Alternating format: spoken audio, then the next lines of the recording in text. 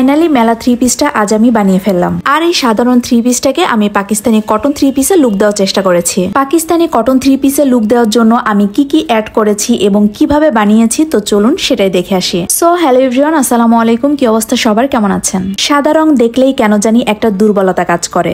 বারবারই মন চাই সাদা রঙের ড্রেস পরি, কারণ সাদা রঙের ড্রেস পরলে একটা অন্যরকম সৌন্দর্য প্রকাশ পায়। কিন্তু সাদা রঙের ড্রেস একবার পরলেই কেন জানি ময়লা হয়ে যায়। এই চিন্তা করে সাদা রঙের ড্রেস তেমন একটা পরা হয় না। মেলায় যখন এই হোয়াইট কালারের থ্রি পিসটা আমি দেখেছিলাম, আমার অনেক বেশি পছন্দ হয়ে গিয়েছিল। সাদা রঙের ওপর এই থ্রি পিসটার কালার কম্বিনেশন দেখার মতো ছিল, তাই তো দেখা মাত্রই একদমই মিস করিনি, সাথে সাথেই কিনে ফেলেছিলাম। আর এই থ্রি পিসটাকে পাকিস্তানি কটন থ্রি পিসে কাস্টমাইজ করার জন্য একটা সাদা রঙের ইয়োগও নিয়ে নিয়েছিলাম। এই থ্রি পিসটা আমি কিভাবে কাটিং করেছি এবং গলায় ইয়োগ কিভাবে বসিয়েছি সেটা আমি এর আগের ভিডিওতে দেখিয়ে দিয়েছি। আর আজ এই ড্রেসটার বাকি কাজগুলো করে ফেলবো। এখন আমি এই ড্রেসটার বডি মেজারমেন্ট অনুযায়ী সেলাই করে সাইড ফাড়ার চারিপাশে সাদা রঙের লেস জয়েন্ট দিচ্ছি। কি লেস দিলে আসলে ভালো লাগবে তার জন্য আগের ভিডিওতেই আমি সাজেশন চেয়েছিলাম। তো একটা আপু বলল, যেহেতু আপু নেক ডিজাইনটা হোয়াইট কালার দিয়েছো সেহেতু লেসটাও সাদা রঙেরই দিও। যেহেতু সাদা রঙের লেস আমার কাছে ছিল, এই জন্য আমি এই লেসটাই এখানে ব্যবহার করেছি। কামিজে লেস জয়েন্ট দেওয়ার পর এখন আমি সেম লেসটাই স্লিপসে জয়েন্ট দিয়ে নিচ্ছি।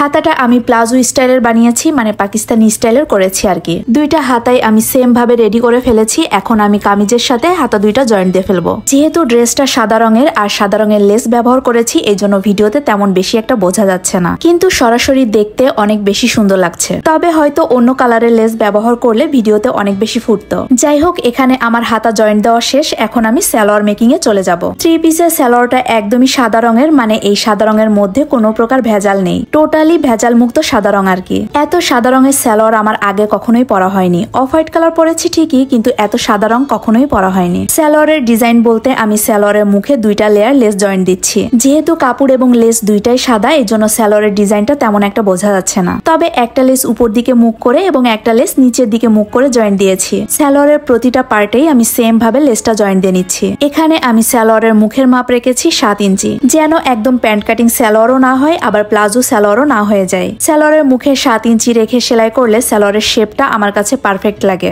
অবশ্য আপনারা চাইলে এর থেকে কম বা এর থেকে বেশিও দিতে পারেন, এটা আপনাদের যে যার পছন্দ অনুযায়ী দিতে পারবেন। এখানে আমার সালোয়ারের লেস লাগানো শেষ। এখন আমি বাকি জয়েন্ট গুলো করে ফেলবো। এই সালোয়ারের ডিটেলস ভিডিও এর আগে আমি অনেকবারই দিয়েছি, এই জন্য আজ আর ডিটেলস দেখালাম না। এখন কোমরের রাবার লাগানো শেষ হলে ড্রেসটা আমার পুরোপুরি ভাবে কমপ্লিট হয়ে যাচ্ছে। তো চলুন ড্রেসটা কমপ্লিট করার পর কেমন লাগছে এক ঝলক দেখে নি। যদিও ড্রেসটার আসল সৌন্দর্য আউটডোরে ভিডিও করলেই বেশি বোঝা যেত, কিন্তু সেটা আর বৃষ্টির কারণে একদমই পসিবল হয়ে ওঠেনি। আজকের মতো আমি এখানেই বিদায় নিচ্ছি। দেখা হবে নেক্সট ভিডিওতে। ততক্ষণ পর্যন্ত সবাই ভালো থাকবেন, সুস্থ থাকবেন। আল্লাহ হাফেজ, আসসালামু আলাইকুম।